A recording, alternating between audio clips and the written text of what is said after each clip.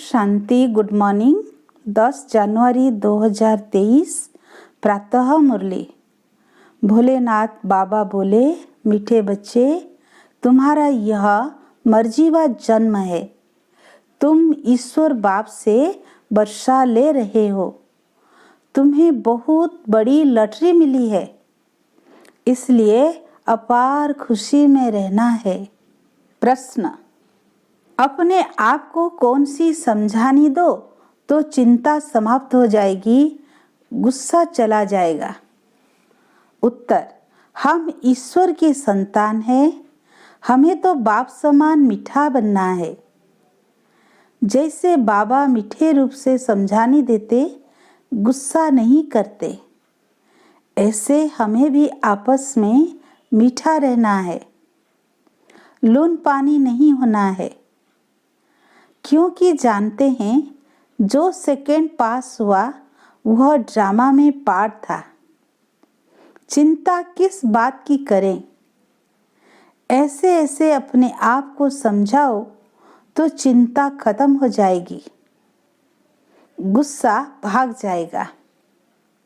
गीत: यही बहार है दुनिया को भूल जाने की। ओम शांति। यह है ईश्वरीय संतान की खुशियों का गायन।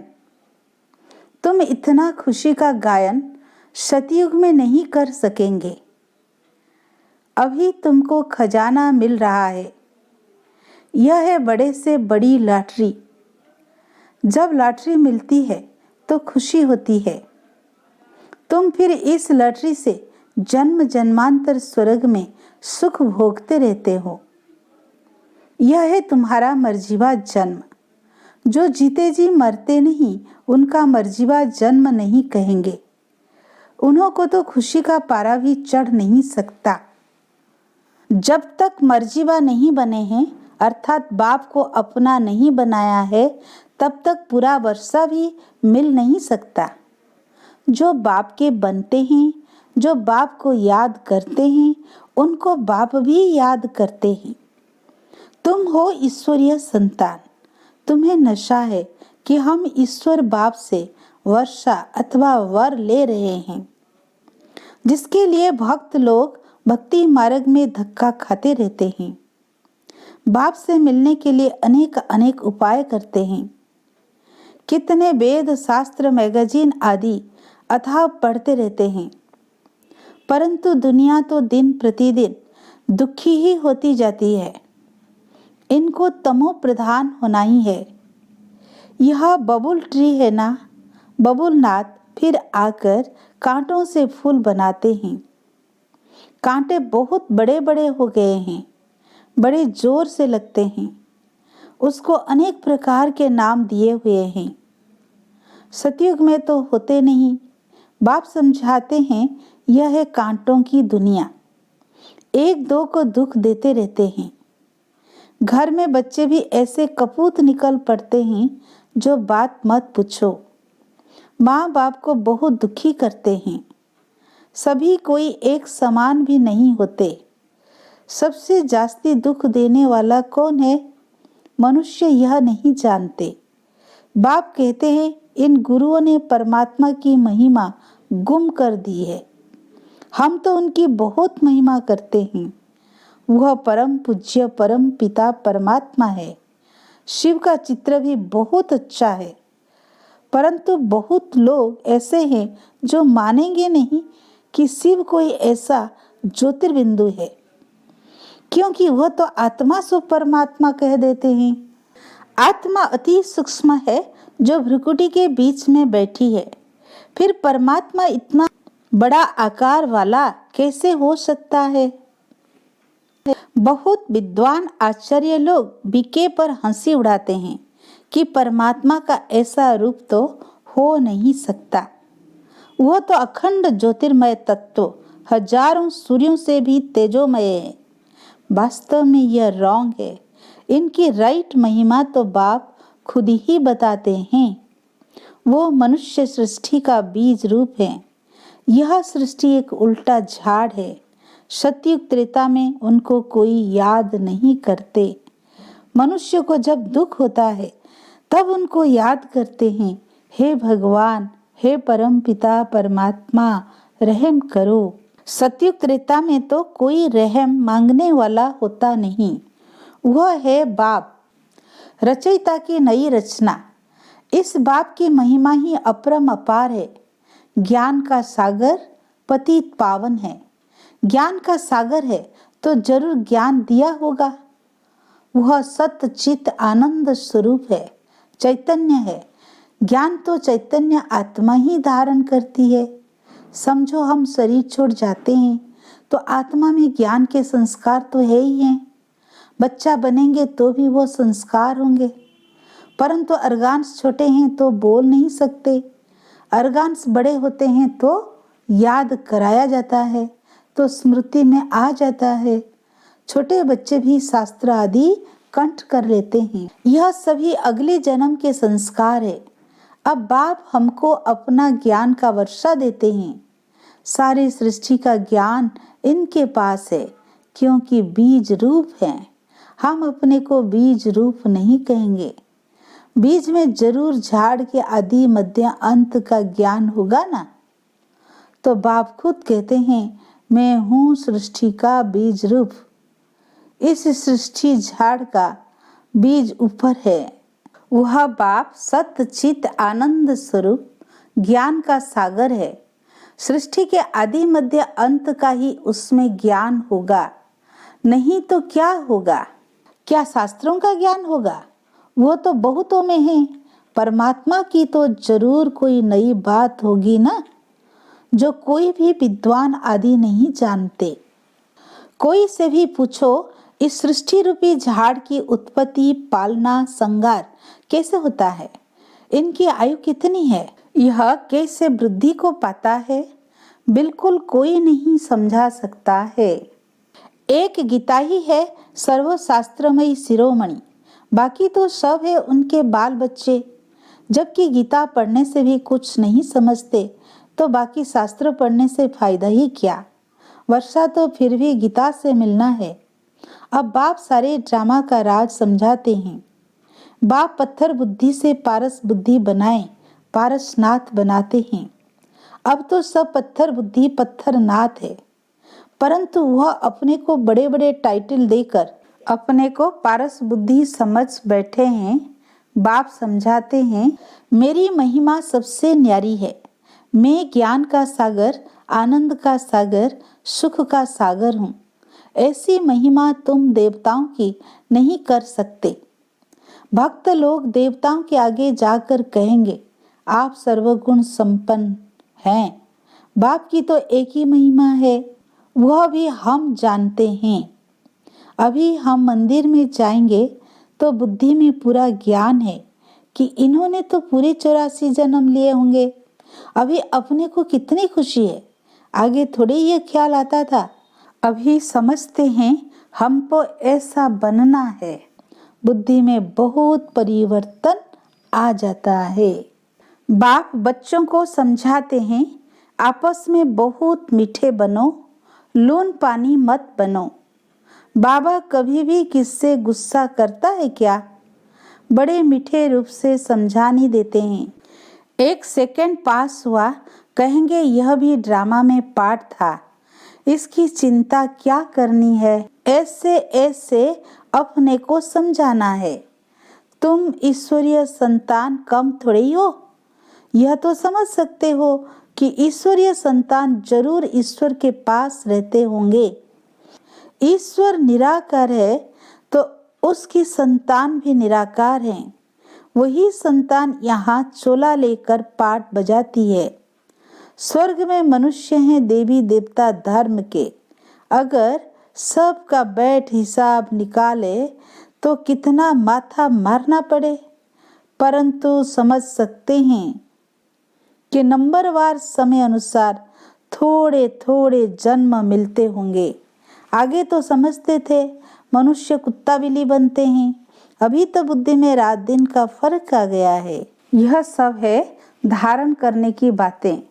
नटसेल में समझाते हैं कि अब 84 जन्मों का चक्र पूरा हुआ, अभी इस छीछी शरीर को छोड़ना है। यह सबका पुराना जर्जरीभूत तमो प्रधान शरीर है, इससे ममत्व मिटा देना है। पुराने शरीर को याद क्या करें, अब तो अपने नए शरीर को याद करेंगे जो मिलता है सतयुग में। वाया मुक्ति धाम होकर सतयुग में आएंगे। हम जीवन मुक्ति में जाते हैं और सब मुक्ति धाम में चले जाते हैं। इसको जय जयकार कहा जाता है। हाहाकार के बाद जय जयकार होना है। इतने सब मरेंगे, कोई तो निमित्त कारण बनेगा। नेचुरल कैलेमिटीज होगी। सिर्फ सागर ही थोड़ी सभी खंडों को खलास करेगा। सब कुछ खलास तो होना ही है, बाकी भारत अविनाशी खंड रह जाता है, क्योंकि यह है शिव बाबा का बर्थ प्लेस। तो यह हो गया सबसे बड़ा तीर्थ स्थान। बाबा सबकी सद्गति करते हैं, यह कोई मनुष्य नहीं जानते हैं। उन्हों को न जानना ही ड्रामा में नोंद है। तब तो बाबा कहते हैं कि हे बच्चे, तुम कुछ नहीं जानते थे। मैं ही तुमको रचता रचना अथवा मनुष्य सृष्टि के आदि मध्य अंत का सारा भेद समझाता हूँ, जिसको ऋषि मुनि भी बेअंत कहकर गए हैं। यह थोड़ी समझते हैं कि सारी दुनिया में 5 विकार बड़े भारी दुश्मन हैं। जिस रावण को भारतवासी वर्ष वर्ष जलाते हैं, उसको जानते कोई नहीं, क्योंकि वो ना जिस्मानी है ना रूहानी है। विकारों का तो कोई रूप ही नहीं है। मनुष्य एक्ट में आता है तब पता पड़ता है कि इनमें काम का क्रोध का भूत आया है। इस विकार की स्टेज में भी उत्तम मध्यम कनिष्ठ होते हैं। कोई में काम का नशा एकदम तमो प्रधान हो जाता है, कोई को रजो नशा, कोई को तमो नशा रहता है, कोई तो बाल ब्रह्मचारी भी रहते हैं। समझते हैं यह भी एक झंझट है संभालना। सबसे अच्छा उनको कहेंगे। सन्यासियों में भी बाल ब्रह्मचारी अच्छे गिने जाते हैं। गवर्नमेंट के लिए भी अच्छा है, बच्चों की वृद्धि नहीं होगी, पवित्रता की ताकत मिलती है। यह हुई गुप्त। सन्यासी भी पवित्र रहते हैं, छोटे बच्चे भी पवित्र रहते हैं, वानप्रस्थी भी पवित्र रहते हैं। तो पवित्रता का बल मिलता ही आता है। उन्हों का भी कायदा चला आता है कि बच्चे को इतनी आयु तक पवित्र रहना है, तो वह भी बल मिलता है। तुम हो सतो प्रधान पवित्र। यह अंतिम जन्म तुम बाबा से प्रतिज्ञा करते हो। तुम सतयुग की स्थापना करने वाले हो। जो करेगा सो पवित्र दुनिया का मालिक बनेगा, नंबरवार पुरुषार्थ अनुसार। यह है ईश्वरीय कुटुंब। ईश्वर के साथ हम रहते हैं कल्प में एक बार, बस फिर दैवी घराने में तो बहुत जन्म रहेंगे। यह एक जन्म ही दुर्लभ है। यह ईश्वरीय कुल है, उत्तम से उत्तम। ब्राह्मण कुल सबसे ऊंची चोटी है। नीच से नीच कुल से हम उच्च ब्राह्मण कुल के हो गए। शिव बाबा जब ब्रह्मा को रचे तब तो ब्राह्मण रचे। कितनी खुशी रहती है जो बाबा की सर्विस में रहते हैं। हम ईश्वर के औलाद बने हैं और ईश्वर की श्रीमत पर चलते हैं। अपनी चलन से उनका नाम वाला करते हैं। बाबा कहते हैं वह तो है आसुरी गुणों वाले, तुम दैवी गुणों वाले बन रहे हो। जब तुम संपूर्ण बन जाएंगे तो तुम्हारी चलन बहुत अच्छी हो जाएगी। बाबा कहेंगे यह है दैवी गुणों वाले, नंबरवार पुरुषार्थ अनुसार। आसुरी गुण वाले भी नंबरवार है, बाल ब्रह्मचारी भी है, सन्यासी पवित्र रहते हैं। सो तो बहुत अच्छा है, बाकी वो किसी की सद्गति तो कर नहीं सकते। अगर कोई गुरु लोग सद्गति करने वाले होते हैं तो साथ ले जाते, परंतु खुद ही छोड़कर चले जाते हैं।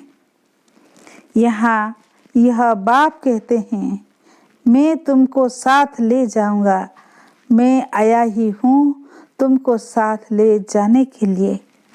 वह तो ले नहीं जाते, खुद ही गृहस्थियों के पास जन्म लेते रहते हैं। संस्कारों के कारण फिर सन्यासियों के झुंड में चले जाते हैं। नाम रूप तो हर जन्म में बदलता रहता है। यह अभी तुम बच्चे जानते हो कि सतयुग में यहाँ के पुरुषार्थ अनुसार पद होगा। वहाँ यह मालूम नहीं होगा कि हमने यह पद कैसे पाया। यह तो अभी पता है। जिसने जैसे कल पहले पुरुषार्थ किया था वैसा ही अब करेंगे। बच्चों को साक्षात्कार भी कराया हुआ है कि वहाँ शादी आदि कैसे होती है। बड़े बड़े मैदान बगीचे आदि होंगे। अब तो भारत में ही करोड़ों की आबादी है, वहाँ तो कुछ लाख ही रहते हैं। वहाँ थोड़े इतनी मंजिलों वाले मकान होंगे। यह अभी हैं क्योंकि जगह नहीं है। वहाँ इतनी सर्दी नहीं होगी। वहाँ दुख की निशानी भी नहीं है। ना बहुत गर्मी होती जो पहाड़ों पर जाना पड़े। नाम ही है स्वर्ग। इस समय मनुष्य कांटों के जंगल में पड़े हैं। जितना सुख की चाहना करते हैं उतना दुख बढ़ता ही जाता है। अब बहुत दुख होगा, लड़ाई होगी तो खून की नदियां बहेगी। अच्छा, यह मुरली सब बच्चों के आगे सुनाई। सन्मुख सुनना नंबर 1, टेप से सुनना नंबर 2, मुरली से पढ़ना नंबर 3। सतो प्रधान सतो और रजो, तमो तो कहेंगे नहीं। टेप में हु बहू आती है। अच्छा, बाप दादा और मीठी माँ का सिकीलधे बच्चों को याद प्यार और गुड मॉर्निंग। रूहानी बाप की रूहानी बच्चों को नमस्ते। हम रूहानी बच्चों की रूहानी बाप दादा को याद प्यार गुड मॉर्निंग, नमस्ते नमस्ते। शुक्रिया बाबा, शुक्रिया शुक्रिया। धारणा के लिए मुख्य सार। पहला पॉइंट, अपनी चलन व दैवी गुणों से बाप का नाम बाला करना है। आसुरी अवगुण निकाल देने हैं। सेकंड पॉइंट, इस पुराने जर्जरीभूत शरीर में ममत्व नहीं रखना है। नए सतयुगी शरीर को याद करना है। पवित्रता की गुप्त मदद करनी है।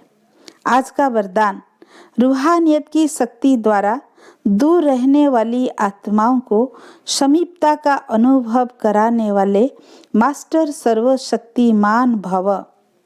जैसे साइंस के साधनों द्वारा दूर की हर वस्तु समीप अनुभव होती है, ऐसे दिव्य बुद्धि द्वारा दूर की वस्तु समीप अनुभव कर सकते हो।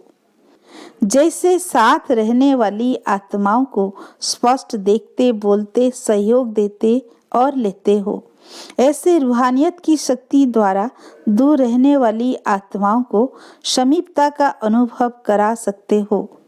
सिर्फ इसके लिए मास्टर सर्वशक्तिमान संपन्न और संपूर्ण स्थिति में स्थित रहो और संकल्प शक्ति को स्वच्छ बनाओ।